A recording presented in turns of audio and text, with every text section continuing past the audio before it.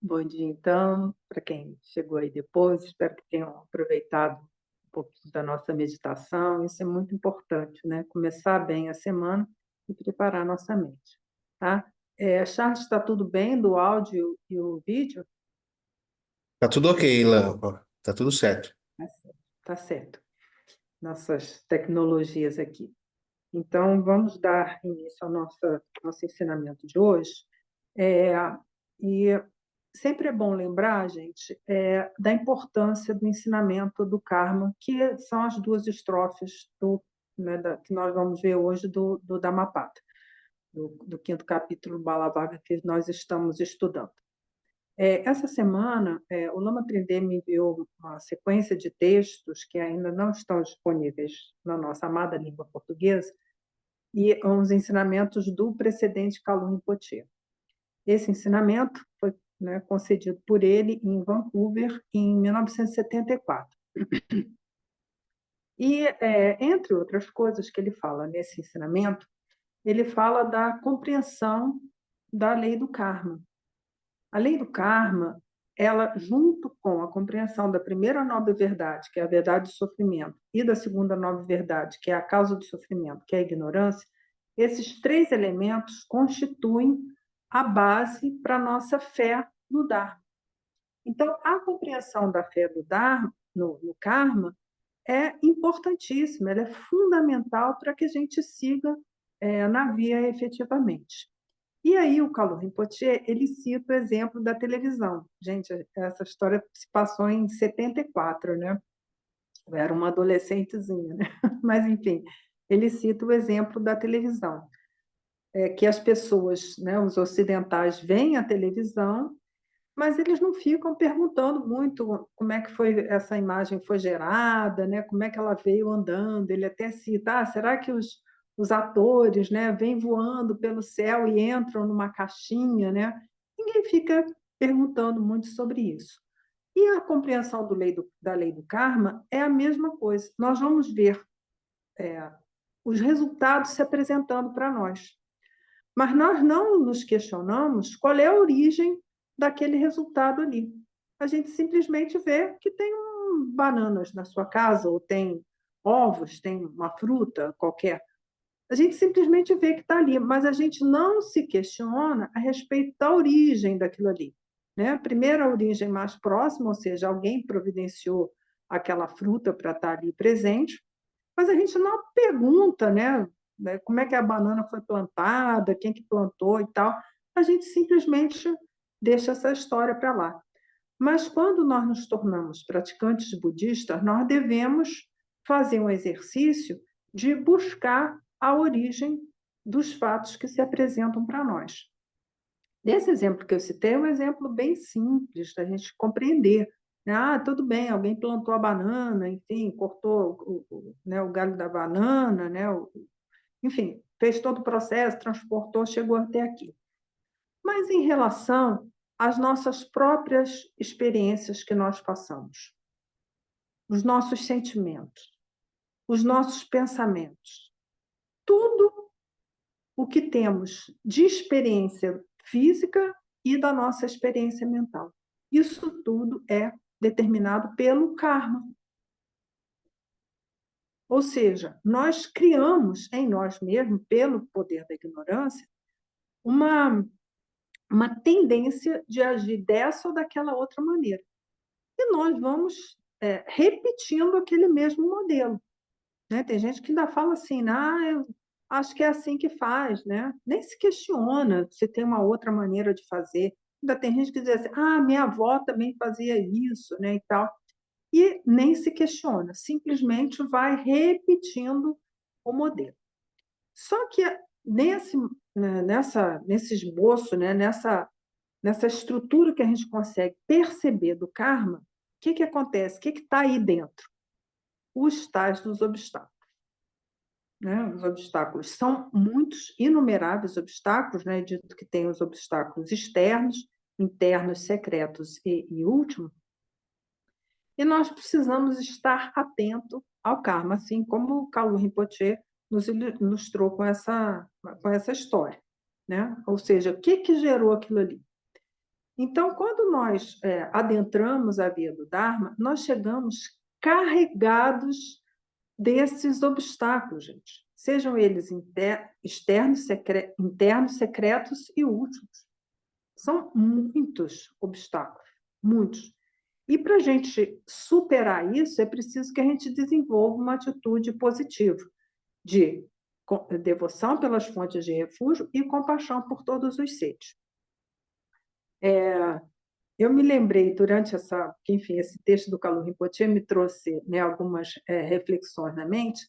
Eu me lembrei de uma história que aconteceu lá na Índia, lá em 2009, quando nós fomos para receber as iniciações para o retiro, e de um praticante, era um grupo de brasileiros que estavam lá, e, enfim, nós conseguimos uma audiência privada com Sua Santidade o Karmapa.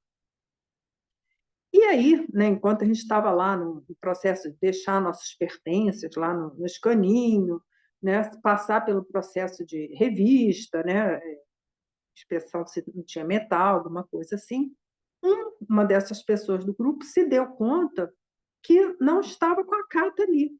Né? Ela pensou que tinha uma carta lá nas coisas dela e não tinha. Como é que você vai ter um encontro, né, uma audiência privada com Sua Santidade o Karmapa sem uma carta?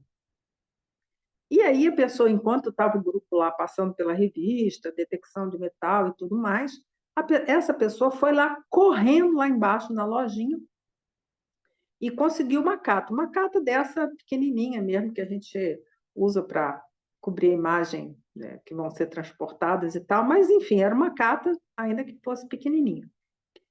E aí ela chegou toda apressada e tal, já estava todo mundo já entrando na sala lá onde estava a Sua Santidade o Karmapa. Aí chegou toda esbaforida assim, chegou e conseguiu a cata. E aí depois o Lama Trilê deu-nos uma explicação. Essa pessoa em questão, ela tinha, né, umas conexões kármicas que não havia possibilitado a ela de providenciar a cata entre os seus pertences. E chegou na última hora, né, ela ainda conseguiu liberar esse último obstáculo, mas, enfim, foi do jeito que foi. E aí ela conseguiu chegar lá na sua santidade, mas sem a cata adequada. Né? Quem não sabe, quando você vai ter um encontro com um grande venerável como esse, você tem uma cata especial, que é longa, enfim, tem algumas características, né? Não é essa catinha pequenininha, né? Então, isso é para mostrar para vocês, né, trazendo aqui o ensinamento que eu recebi do Lama Trilê, de como que essas coisas operam. Em relação ao Dharma, é assim mesmo que acontece. Então, nós precisamos investigar o nosso próprio karma, ver, né, primeiro o exemplo lá com as frutas, com as coisas que nós temos no nosso cotidiano, e mais profundamente, quais são as tendências que nós estamos alimentando lá desde os tempos sem princípio. Porque são essas tendências que vão determinar os obstáculos que teremos. Então, se a pessoa está querendo adentrar na via do Dharma, é preciso fazer uma investigação sobre o próprio karma. E o karma, tem muitas pessoas que se sentem assim, culpadas, né? Ai, karma, olha o que eu fiz, eu fui terrível e tudo mais. E não é isso, gente, essa culpa, né? Isso aqui outro tipo de estrutura das religiões, tá? Não se trata de culpa, absolutamente. Karma não é para a gente ficar se sentindo culpado, mas é uma noção de profunda responsabilidade pelas nossas próprias experiências. Olha só, isso é uma coisa muito importante, que nós somos responsáveis por todas as experiências que temos nessa vida e nas vidas futuras.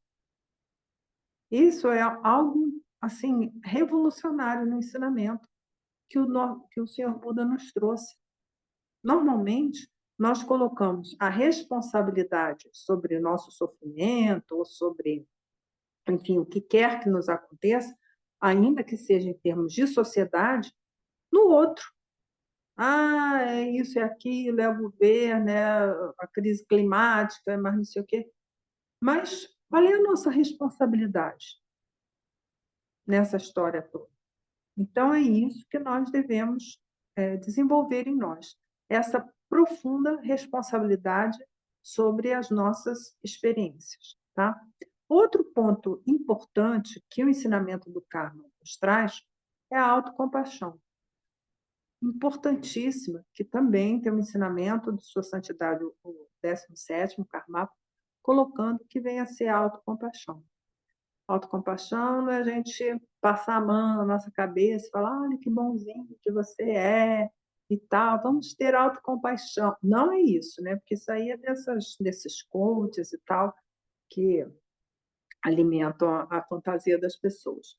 A autocompaixão, segundo explicado pelo 17º Karmapa, o que é? É a gente compreender que nós temos esses sofrimentos que vêm da nossa ignorância, que vêm das nossas emoções perturbadoras e do nosso karma, e a gente querer sair desse processo. Isso é autocompaixão. Olha, eu preciso me liberar do sofrimento e das causas de sofrimento minhas. Num sentido mais amplo, né, nas 4 limitadas, a gente vai colocar todos os seres, né? Eles se livrem do sofrimento e da causa do sofrimento. Mas a gente precisa começar a prática por nós mesmos, exercendo essa autocompaixão. Tá? Então, olha só quão libertador que é o ensinamento sobre o karma. Não é para a gente ficar se sentindo mal, de forma nenhuma. Tá? Então, que vocês tenham sempre isso em mente. Então, vamos para nossas estrofes de hoje. Hoje vai ser um pouquinho apertado aqui, porque ontem, no final da tarde, o Lama Sonó avisou que ele não iria poder conduzir a prática, né? Então, como eu já havia planejado, me organizado para ficar até às 10 horas, a gente vai fazer uma pequena alteração.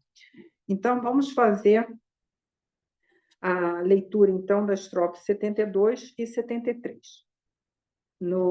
Nessa edição aqui do Palas Atena, que está disponível aí nas mídias, né?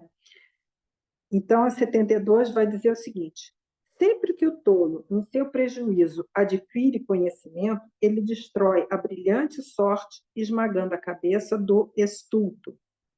E a 73 ele poderia dos maus desejar reputação, e entre os bhikshus, deferência, e nas casas, supremacia, e entre as outras famílias, honra.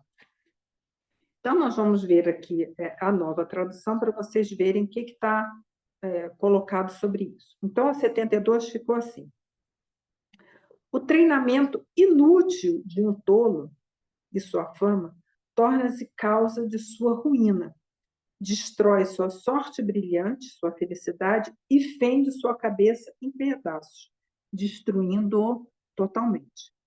Então, o que o Sr. Buda está nos trazendo aqui? A inutilidade do treinamento do tolo. Porque o tolo aqui, né, domado, né, tomado pela ignorância, o que ele vai fazer? Ele vai abordar o Dharma de acordo com as tendências e os obstáculos que ele tem.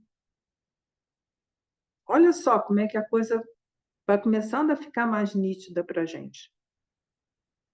A pessoa tomada, né, totalmente pelo véu da ignorância, ela não vai ter a abertura da mente necessária para entender.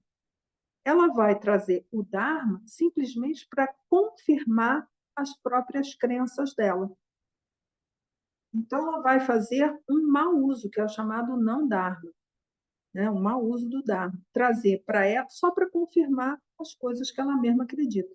Ou seja, não vai ter uma abertura da mente para ver as coisas tais como elas são, e não de acordo com aquilo que a gente acha que as coisas sejam. Então, o tratamento inútil do tolo, que é esse, né? O tolo ele pode passar vidas e vidas em sequência sem ter nenhum aproveitamento do Dharma, ainda que tenha o contato com ele, tá? Então, assim, como o Buda está colocando aqui, o treinamento inútil de um tolo torna-se causa de sua ruína, destrói sua sorte brilhante, ou seja, a possibilidade que ele tem de ter a felicidade e a causa da felicidade, e fende sua cabeça em pedaços, né, o destruindo totalmente. E aí eu trago para vocês a historinha de hoje. O Buda, então, está em Jetavana. Essa história está no Samyutta Nikaya, tá, gente? Então, o Buda está lá em Jetavana contando essa historinha para a comunidade de monges, né? Para a Sangha. E aí ele conta a história que um dia o Modaliana, como vocês sabem, era assim, junto com o Ananda, o assessor direto ali do Buda, o Modaliana estava meditando no Pico dos Abutres. E aí estava ele com o venerável Lucano, né, que era um Mahatma lá da comunidade.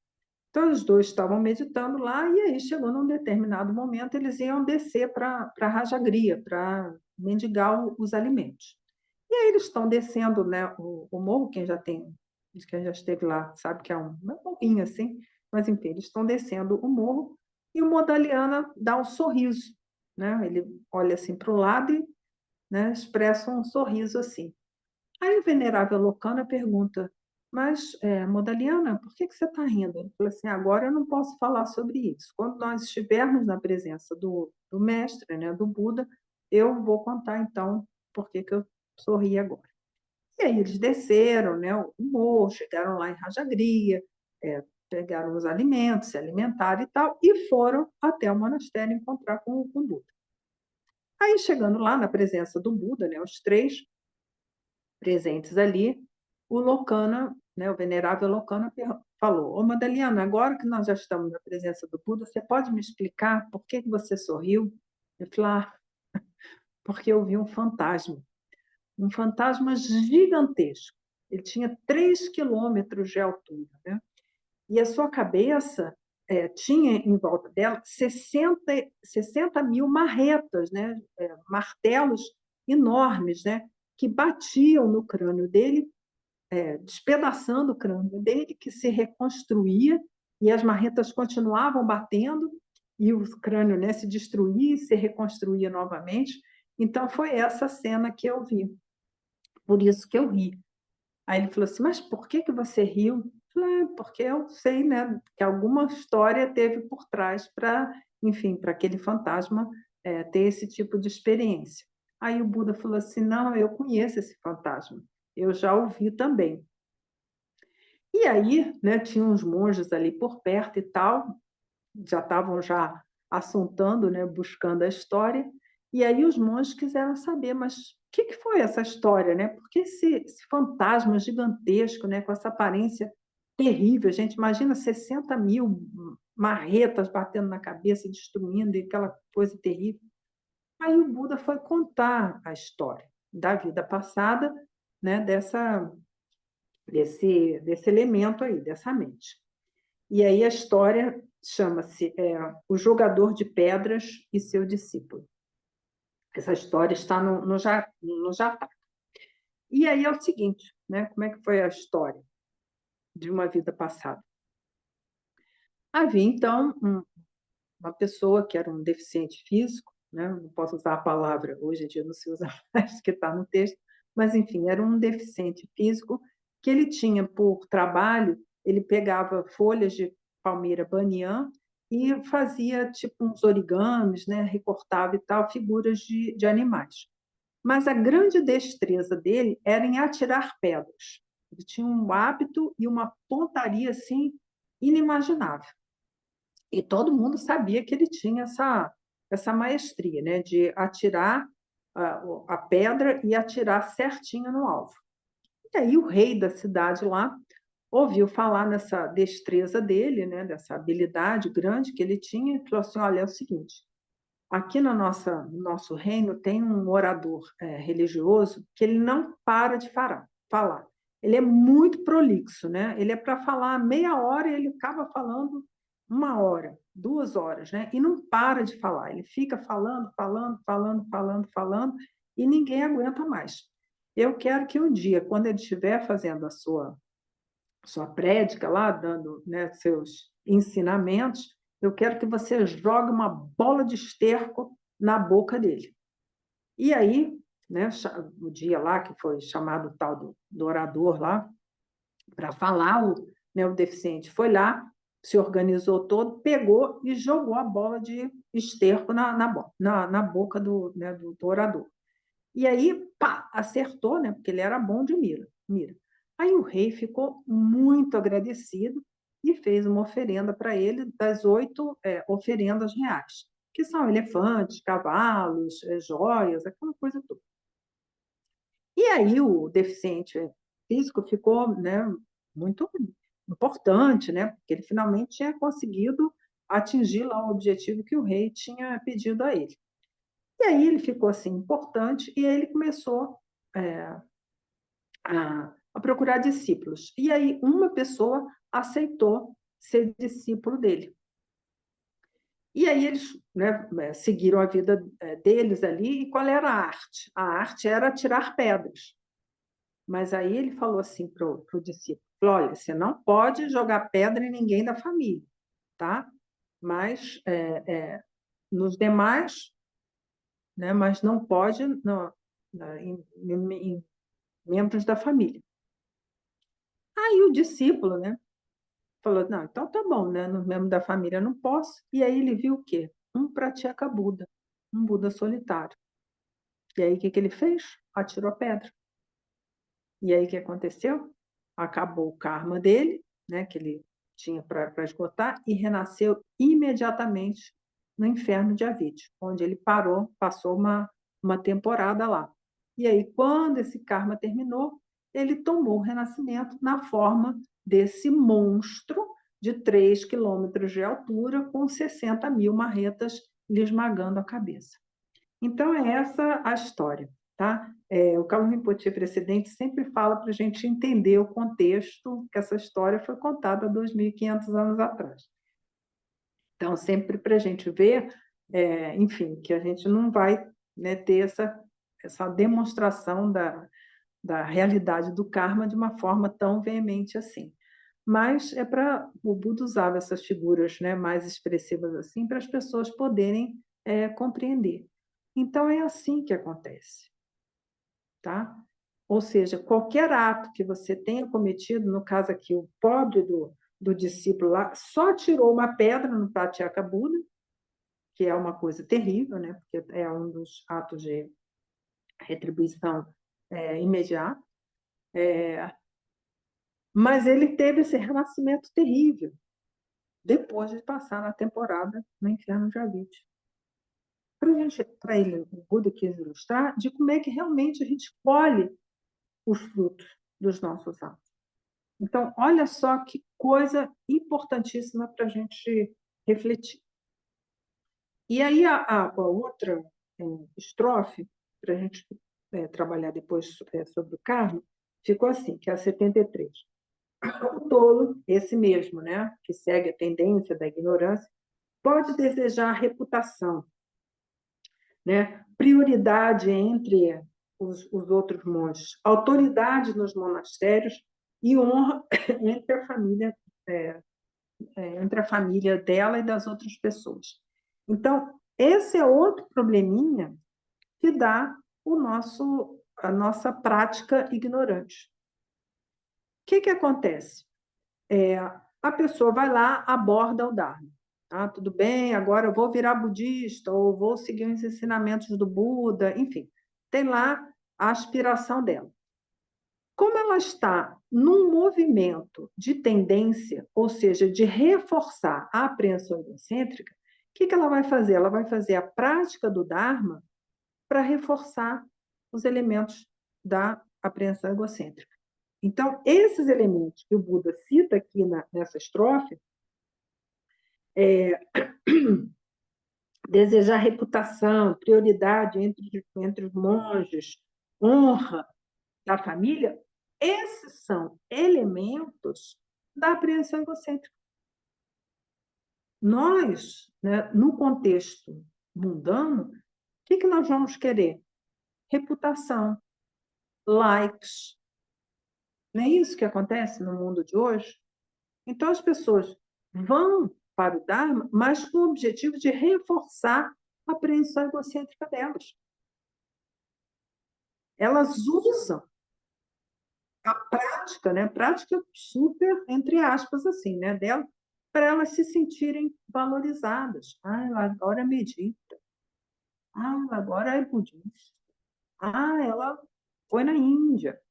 Ah, tirou fotinho com o Dalai Lama. Então, pessoa só para reforçar. Mas, no fundo, para ela, se é o Dalai Lama ou se é uma, sei lá, uma celebridade aí qualquer, sei lá, do mundo da música, do que faz a menor diferença. Porque ela quer o quê? O reconhecimento. Então, esse é outro exemplo do tolo, né? Porque o nosso capítulo aqui é sobre o tolo, de como é que a gente pode fazer da prática do Dharma um demônio. E o resultado disso são os mundos infernais. Tudo bem até aí, gente?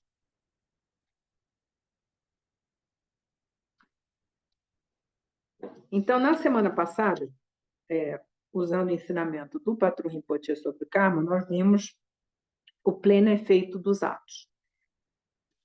E aí, hoje, nós vamos ver o efeito condicionante em relação ao meio ambiente. Então, nós vimos, né, os resultados dos nossos atos. Então, se a gente mata, né, tem o hábito de matar, pode ser mosquito, qualquer ser senciente, nós vamos ter a nossa vida abreviada e as demais ações negativas também, o que a gente pode fazer de positivo. E hoje é em relação ao meio ambiente.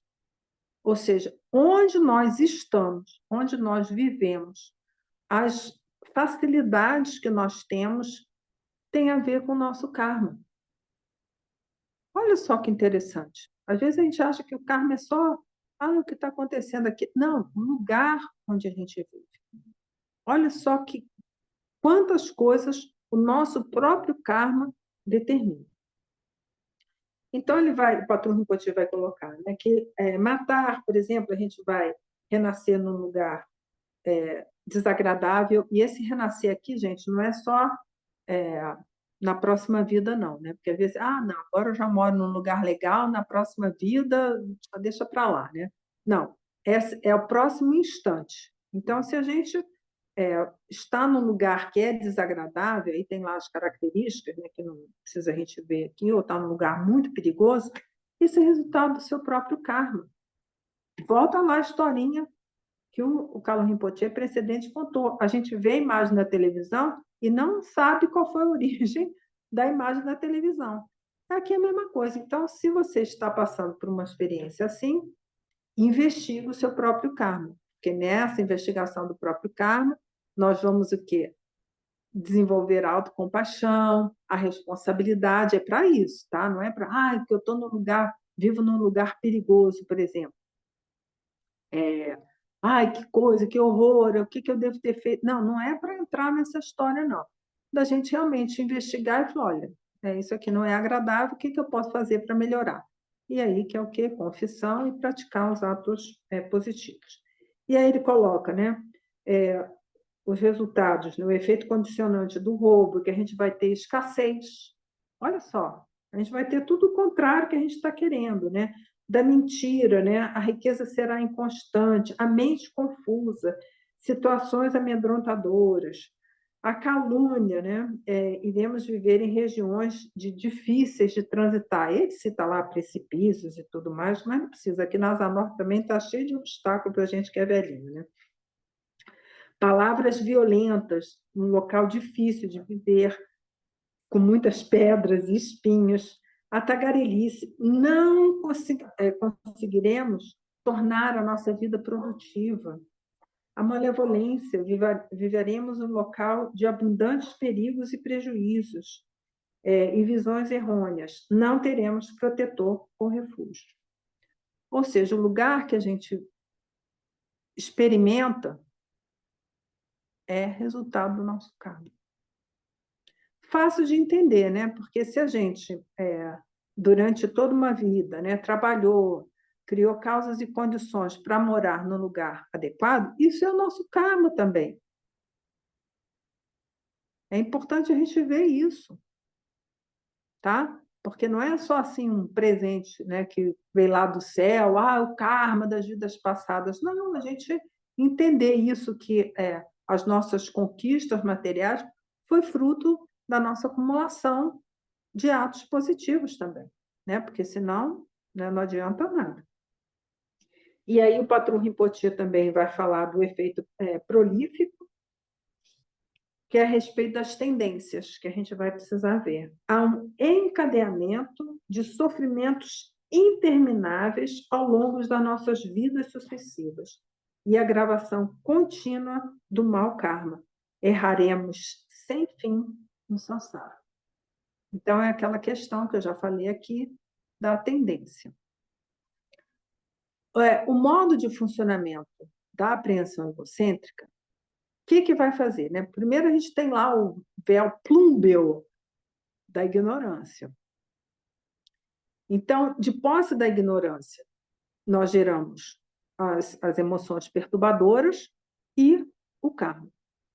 Então, o que nós vamos ter tendência? De repetir aquele momento que nós estamos vivendo ali. Então, nós vamos adotar um conjunto de crenças. A Matrilha dizia, né, que a pior coisa que uma pessoa pode ter ou sentir são crenças. Ela vai nutrir aquelas crenças ali. E ela só vai saber fazer as coisas daquele mesmo jeito ali, que ela sabe que aquele método ali funciona. Como eu já expliquei no domingo passado, a gente, tipo, escorrega que a gente se acostumou e acha que dá certo, né? Dá certo, aqui, escorregar aqui dá certo. Mas o que acontece isso? Isso é uma estrutura de vida muito limitada, porque nós vamos simplesmente repetir aquilo que nós já aprendemos a fazer nessa e em outras vidas. Olha só que terror. Então, é isso que o patrão Rinpoche vai fazer aqui, a gravação contínua do mau karma. Quando nós entramos verdadeiramente na nossa via do Dharma, nós vamos começar a investigar, né, porque tem pensamentos que são positivos, esses, né, de investigação do próprio karma, da experiência que nós estamos passando, o lugar que nós vivemos e tudo mais, e ver o que nós podemos fazer para sair desse sofrimento. Porque normalmente a experiência no sassá é sofrimento, ainda que a pessoa ache que está tudo bem, porque ela tem todos os brinquedinhos dela ali, está tudo ótimo, né? Mas não é assim, se a gente for ver, é sofrimento, porque aí um dia está tudo bem lá com os brinquedinhos dela, e aí, sei lá, perde uma pessoa querida, e a pessoa fica lá desesperada. Gente, não entendeu a transitoriedade da vida ainda, né? É um praticante budista, não entendeu ainda a impermanência. Claro que a gente vai, gradativamente na prática, a gente vai aprofundando a compreensão da impermanência. Mas é isso, aí chega uma situação, qualquer pessoa entra em desespero. Não, se está desesperado é porque não entendeu ainda do que se trata o ensinamento. Então, esse efeito prolífico, né, que é o ponto aqui que o patrão Rinpoche nos traz, é bem interessante para a gente ver isso e soltar essas amarras dessa vida, de reforço que a gente faz das nossas estruturas da apreensão egocêntrica. Isso, de forma alguma, vai nos trazer resultado, tá? E aí, como ele traz aqui nessa segunda estrofe, que é esse reforço, né, do elogio, da fama, né, do sucesso, né, do prazer, né, das coisas boas que nós queremos. Não é isso, tá? É outra. O ensinamento do Senhor Buda é outra história.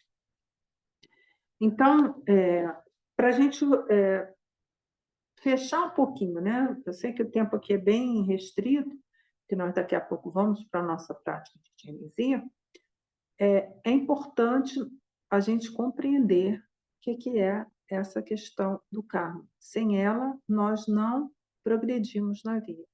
Precisamos investigar como é que nós estamos conduzindo a nossa vida, porque é ela que está gerando agora a nossa experiência futura. O que nós experimentamos agora é resultado dos nossos atos passados, né? Nem tudo amadureceu ainda, né? Porque os atos amadurecem de acordo com as causas e condições presentes.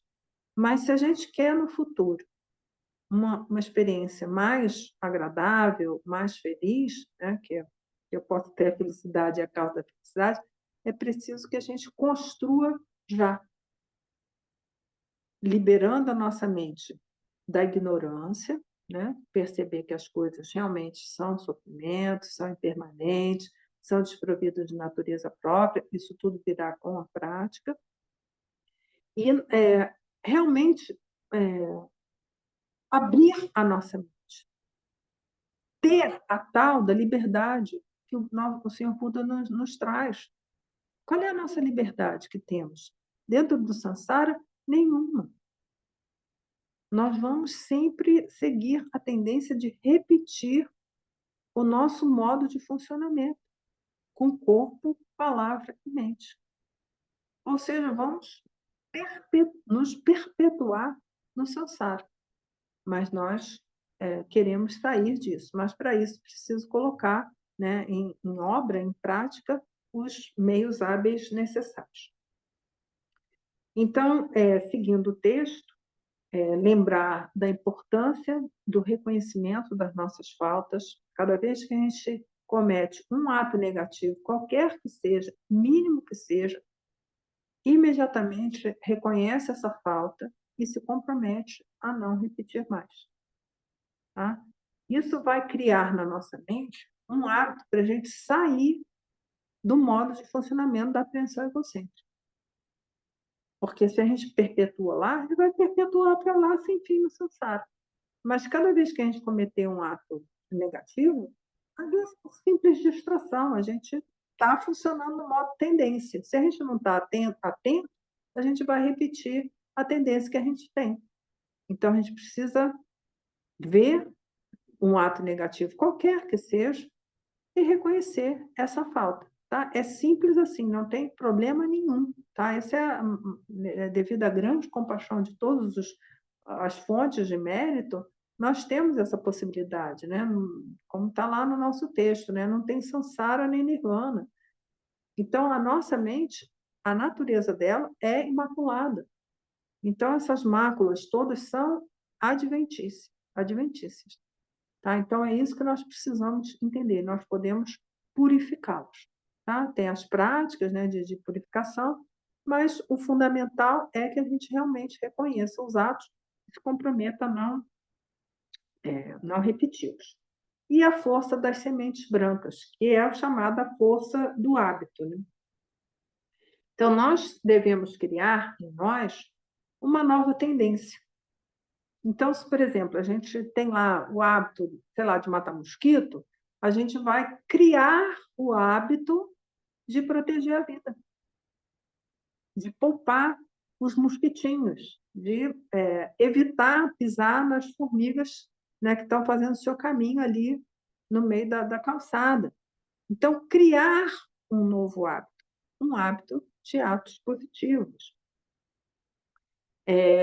Isso em relação a todos os atos negativos. Então, se a gente tem o hábito, por exemplo, de tagarelice, e eu sempre gosto de chamar a atenção a tagarelice que existe nas redes sociais, né? Porque às vezes a gente acha que falar é só falar aqui com a língua e tal, nosso aparelho fonador, mas não, a gente fala também, escreve também, isso aí está incluído aí na tagarelice. Então, se a gente tem esse hábito da tagarelice, reconhece essa falta, e aí a gente vai se comprometer a não repetir e a praticar as sementes brancas, que no caso é poupar de se expressar. Só expressar com a palavra aquelas vindas de pensamentos benéficos, de amor, de respeito, de compaixão, que são as palavras agradáveis. E aí nós vamos fazer isso em relação a todos os atos negativos, fazer esse tipo de procedimento, né? Reconhecimento da falta, né? Que é a confissão, se comprometer a não repetir e a produzir as sementes brancas, que são os atos contrários, né? Os atos positivos em relação àquele ato negativo que nós praticamos. E aí é dito, né? Todas as nossas aspirações vão se realizar, teremos a visão correta, né, adequada de todos os fenômenos, e nosso mérito não terá fim. Então, olha só os benefícios disso, da gente sair da nossa caixinha da apreensão egocêntrica e partir para uma visão mais búdica de nós mesmos, né? Nos permitir ser o Buda que a gente já é. É a nossa verdadeira natureza. Mas nós não damos espaço para isso porque ficamos lá presos nas nossas crenças e só reforçando as nossas tendências e os nossos atos negativos, nos perpetuando assim no samsara. Alguma dúvida, gente? Alguma pergunta, algum comentário?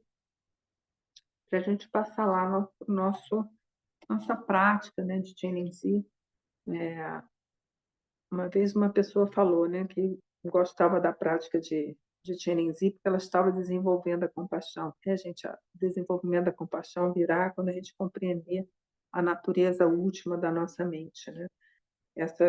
As 4 ilimitadas, amor, compaixão, alegria e equanimidade, são qualidades da nossa mente búdica, tá? Então, quando nós estamos praticando, nós estamos, ao mesmo tempo, desenvolvendo as excelentes qualidades e purificando as nossas máculas. Tá? Então, olha o extremo benefício de uma prática como essa, né? Tão simples, né? Um texto, mas que nos traz um imenso benefício quando a gente faz de uma forma adequada, tá bom? Então, está todo mundo aí com o texto. Quem não tiver, simplesmente segue aqui a leitura que eu vou fazer, tá bom?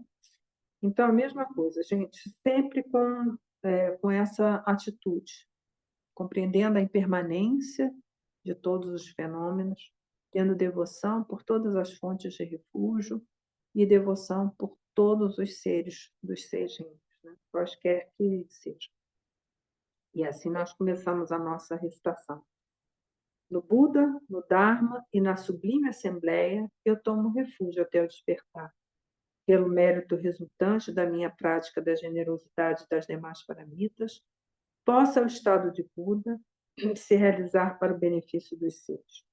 No Buda, no Dharma e na sublime Assembleia, eu tomo refúgio até o despertar. Pelo mérito resultante de minha prática da generosidade das demais paramitas, possa o estado de Buda se realizar para o benefício dos seres. No Buda, no Dharma e na sublime Assembleia, eu tomo refúgio até o despertar. Pelo mérito resultante de minha prática da generosidade das demais paramitas, possa o estado de Buda se realizar para o benefício dos seres. Sobre a minha cabeça e a de todos os seres que preenchem o espaço, sobre um lótus branco e uma lua, está a sílaba Ri, que se transforma no supremo dos nobres, Chenenzi. Branco, luminoso, irradia luz de 5 cores. Sorri e fita com olhos compassivos. Os primeiros de seus 4 braços estão juntos. Nos 2 seguintes, tem um rosário de cristal e um lótus branco. Está vestido com sedas, joias e uma estola de pele de gazela. O Buda de luz infinita, Amitabha, adorna-lhe a cabeça. Suas 2 pernas estão na posição Vajra e tem uma lua imaculada como respaldo. Ele é, em essência, a união de todos os refúgios. Senhor de corpo branco, não revestido de qualquer mácula, o Buda perfeito adorna a vossa cabeça, e com olhos compassivos mirais os seres. Ante Chenenzi me prosterno. Senhor de corpo branco, não revestido de qualquer mácula, o Buda perfeito adorna a vossa cabeça, e com olhos compassivos mirais os seres. Ante Chenenzi me prosterno. Senhor de corpo branco, não revestido de qualquer mácula, o Buda perfeito adorna a vossa cabeça, e com olhos compassivos mirais os seres.